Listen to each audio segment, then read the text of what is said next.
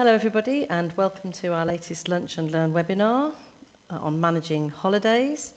I'm your host Liz Burley today. I'm a director of Burley Law Limited. You can find me on LinkedIn, or you can go to our website and have a look at what we're doing, or you could even find us on YouTube these days, where a recording of this video will be uploaded shortly. So, managing holidays, a tricky subject.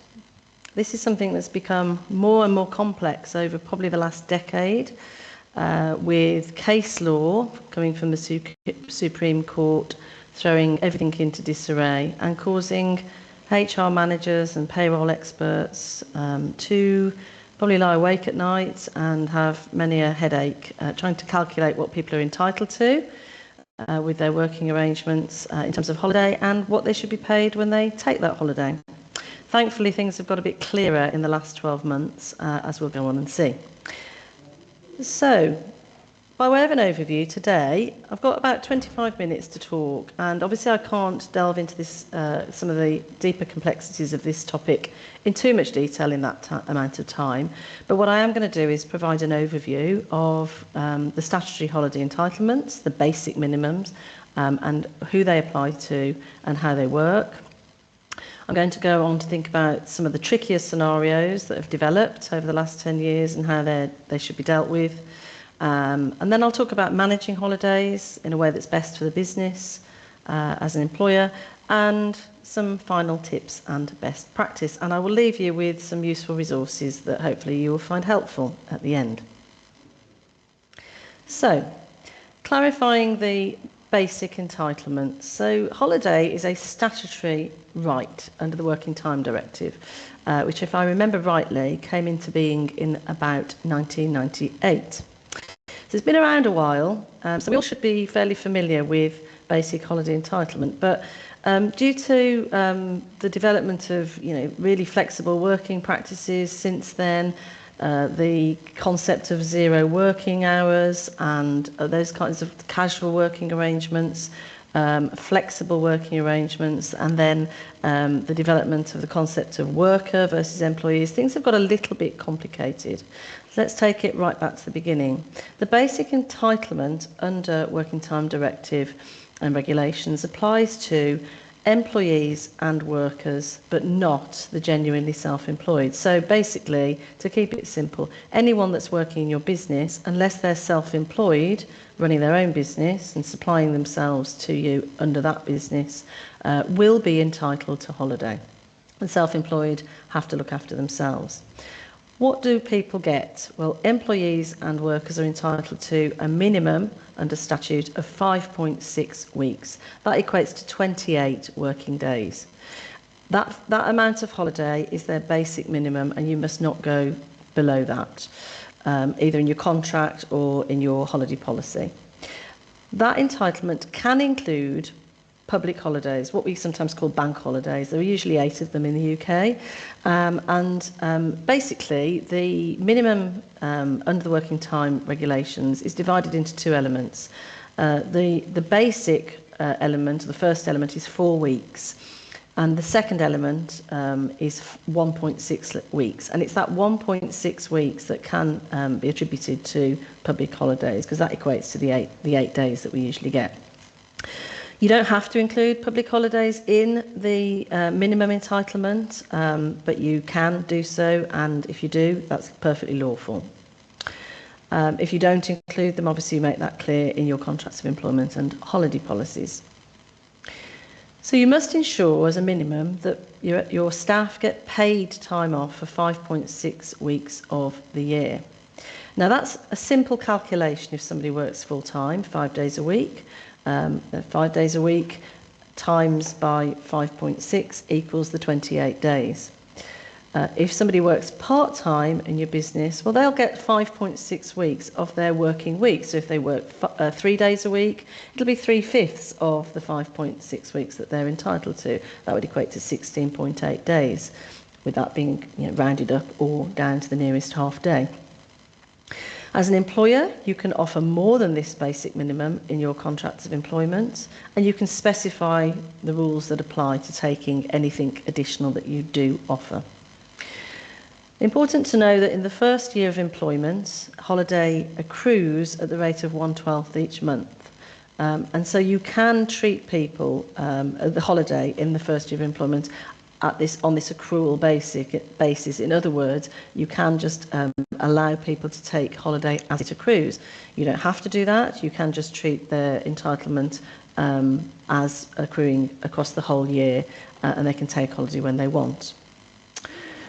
Now, people who work fixed hours for fixed pay will get paid a fixed amount of holiday.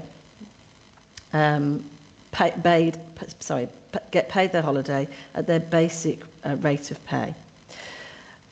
But the law says that if their pay varies, so if it includes elements like commission, overtime payments, shift bonuses, or anything related to their seniority or professional qualifications, professional status, then those variable elements must be included in their holiday pay, and that applies across those two elements, the 4 weeks and the 1.6 weeks. That applies to the 4 weeks, not the 1.6 weeks.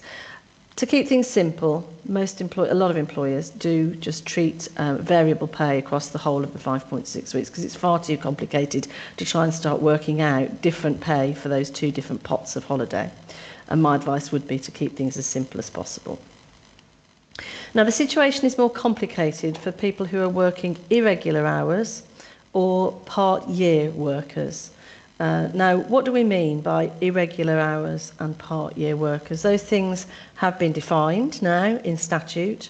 An irregular hours worker is somebody whose hours of work vary mostly or wholly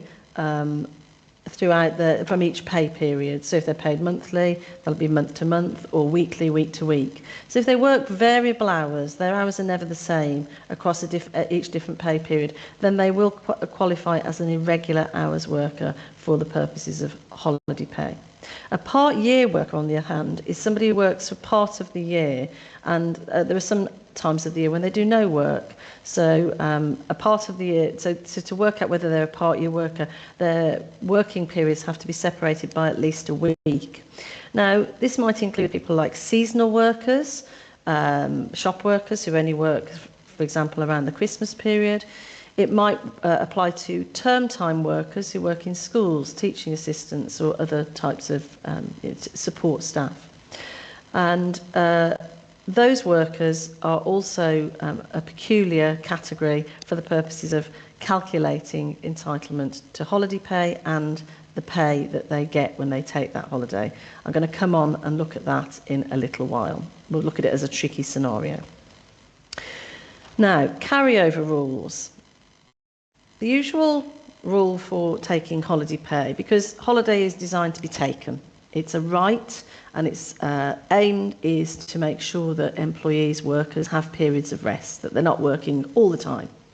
So, workers entitled to take their holiday, they can't be forced to take it. They mustn't be obstructed from taking it by the employer, and if they are, then they might have a claim for failure to failure to give holiday or pay holiday. But the usual basic rule is if they don't use it, if they're allowed to, and there's no barrier to them taking it, if they don't use it, then they lose it after the end of the holiday year. Now, the holiday year can be specified by the employer. A lot of employers go 1st of January to 31st December. Some use their financial year. If that year isn't specified in your holiday policy or your contract, then by default it will be the anniversary of the first day of employment. So you need to make sure that you specify what your holiday year is, and that if holiday isn't used during that year, then it will be lost. Now, there are some exceptions to that carryover basic rule. Obviously, if the worker's been prevented by the employer from taking their holiday during that year, they would be entitled to carry over their full holiday entitlement, limited to the 4-week pot. There are other exceptions. So if people are off sick, and as a result of being off sick, and holiday continues to accrue, by the way, when they're off sick, so if by reason of their sickness absence they have been unable to take holiday, and holiday has continued to accrue during that period of time, then they're entitled to carry over the unused holiday at the end of the holiday year. and that pot that they can carry over is also limited to 4 weeks of their holiday entitlement. So that's the maximum they can carry over. And as a long stop, they're entitled to be able to use that within an 18-month period of the end of the relevant holiday year. So quite a long period of carryover for those who are off sick. For people who take statutory leave during a holiday year, those are people taking maternity, paternity, adoption, parental leave, that sort of thing, then they can carry over their full holiday entitlement if they're not able to use it within the holiday year because of statutory leave. Now, they must use that holiday carryover within the next holiday year or within a period that's specified by the employer. So different rules for different types of carryover exception. You need to be wise to those and make sure that they're clearly identified in your holiday policy. Other than that, as an employer, if you choose to allow holiday carryover, you might decide to do that and you're free to do so, but you can specify what period of time that must be used within in the next holiday year. And obviously, you know, when people take holiday, they're entitled to be paid for it. This is a cost to the business. So you might want to be pretty tight, apart from those exceptions I've identified, on periods of time when people must use their carryover leave, and that they must use that first, perhaps, before they use the holiday for the following year. So I'm going on to my next slide now. I'm going to think about some tricky scenarios. Just bear with me one moment. So, as I mentioned, tricky scenarios include these irregular hours workers and people who work part of the year. Now, I said that there had been a lot of case law and that had made things very complicated. Thankfully, things have been simplified by the government. From the start of April in 2024, different accrual of holiday calculations apply for these two categories of workers to make things simpler for employers. They're still a little bit complicated. I'm not going to go into any complex calculations here. I'm just going to try and explain to you how those accrual rules work for these two different types of workers. So, since April 2024, if you have an irregular hours worker or a part-year worker, their holiday entitlement, the 5.6 weeks a year, accrues as they work each pay period. And it accrues at the rate of 12.07% of the hours that they work in each pay period. And for that accrued holiday, you as the employer can opt to pay them rolled up holiday pay in the pay period, so that you don't have to work out what to pay them when they decide to take holiday. In fact, they don't take the holiday and get paid when they take it. You just pay them the rolled up holiday pay. So that rule applies for both part-year workers and irregular hours workers. So just to give you a simple example, and I've taken this from the gov.uk site, I'll give you a link to that at the end of this session. Jill works irregular hours and is paid monthly. Her leave year started on 1st of April 2024. She's entitled to statutory minimum holiday only.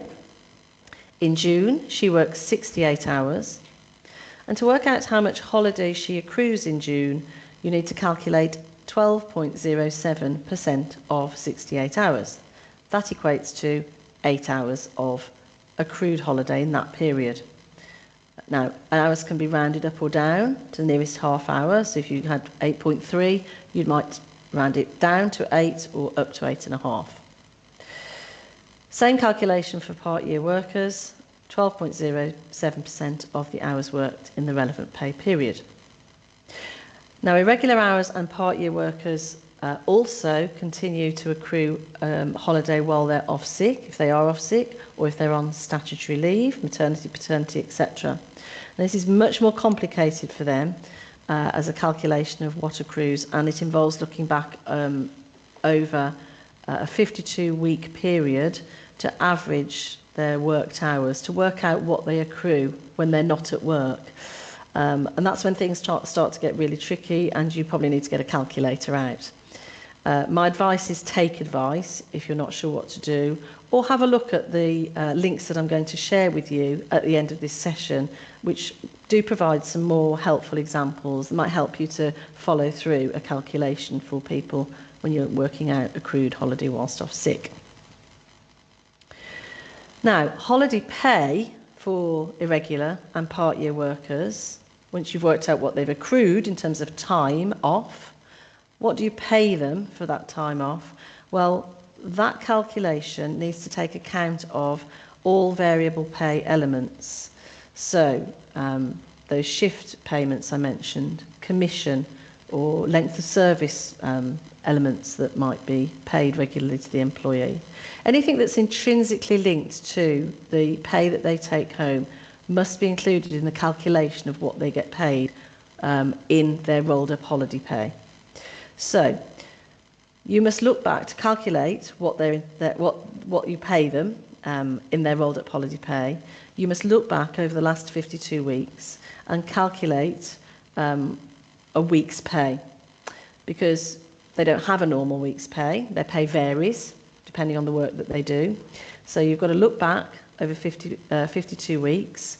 And if they haven't worked for those full 52 weeks that you're looking back, if there are empty weeks when they've not done any work, then you have to go back a bit further and find weeks before that period of time when they did work and add those weeks in so that you get a reflective average of their normal pay.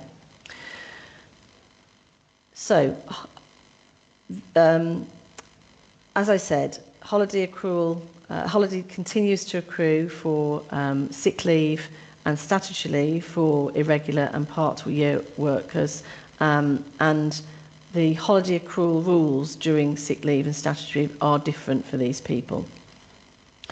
It's important to know that holiday can be taken by somebody who's off sick, but it can't be taken during a period of statutory leave. It'll have to be taken after that leave is finished, either during the current holiday year or carried over in accordance with the carryover rules I explained earlier.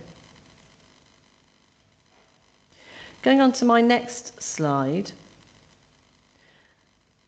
Managing holidays can get tricky. If you've got a mixed workforce with people working different types of hours, flexible working arrangements, calculations can get complicated, but also competing priorities for taking holidays can get complex as well.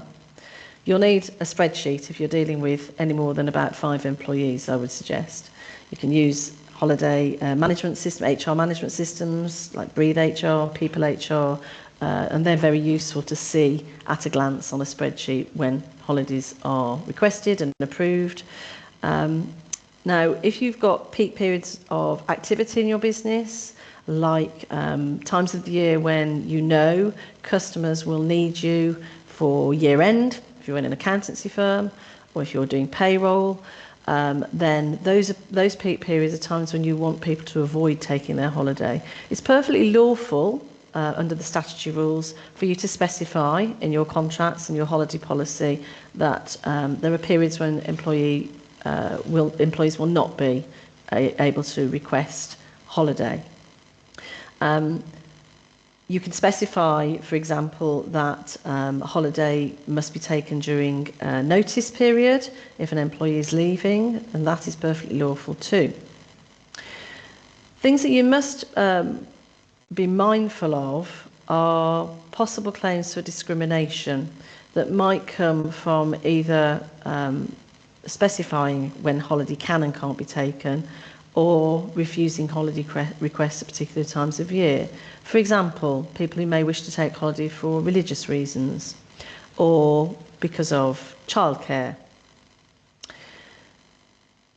Now, a quick word on termination of employment and unused holidays. If your employee is leaving and they have unused accrued holiday, you can, as I say, specify that they use that up during the notice period. Otherwise, that must be paid when their employment comes to an end. A payment in lieu of holiday is a requirement on termination of employment.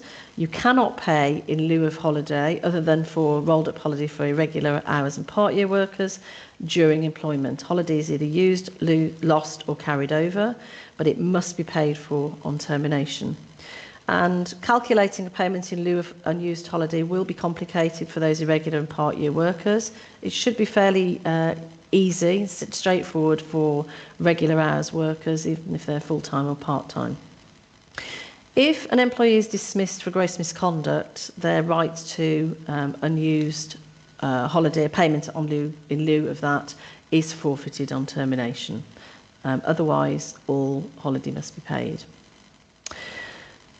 So moving on to some top tips and best practice.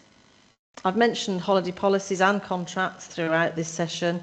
It's very important to have a clear and consistent holiday policy that's comprehensive, that deals with all of the rules and expectations around taking holiday, requesting holiday, approving holiday, as well as some of the trickier issues around carryover, exceptions to carryover, and what happens if you're an irregular hours worker, part-year worker, or if you have variable elements of pay. It's really important to keep accurate records of when holidays are taken. It's quite important, I'd say essential, to have a good payroll expert who can help you with calculations of some of the complex holiday pay issues. And I think these days, proactive leave planning, especially for those part-year and casual workers, is critically important to make sure that people are using their holiday, people know how to use it, people know what they're entitled to, and what they're going to get paid when they take their holiday, or if they're going to get rolled up holiday pay in their pay package each pay period. Communicate the entitlements and the rules clearly in contracts. Perhaps have some FAQs that go alongside your holiday policy, because things can get complex.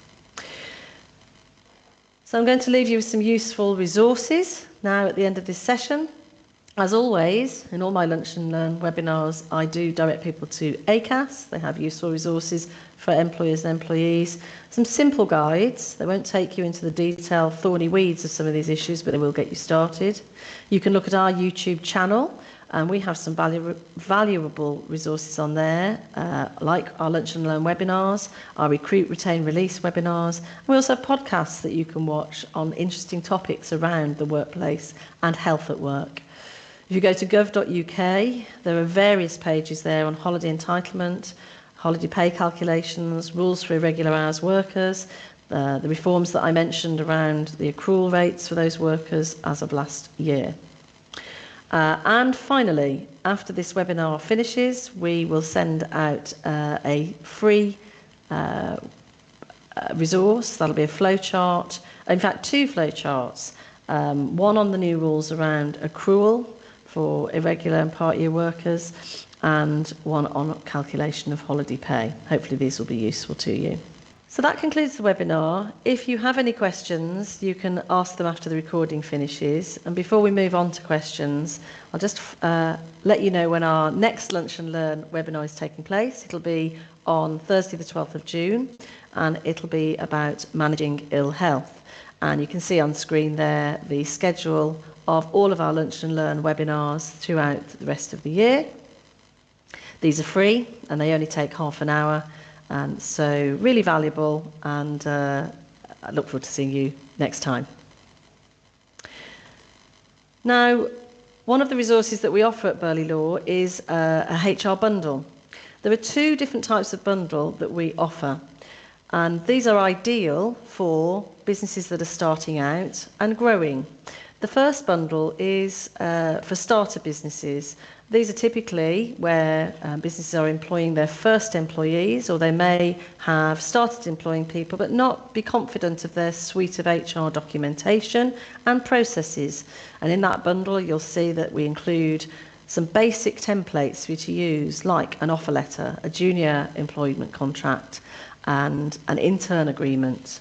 There are also some essential HR policies that will form the basis of your staff handbook, and there are other documents that will be useful to you, like a starter form and possibly an NDA that you might use with an intern.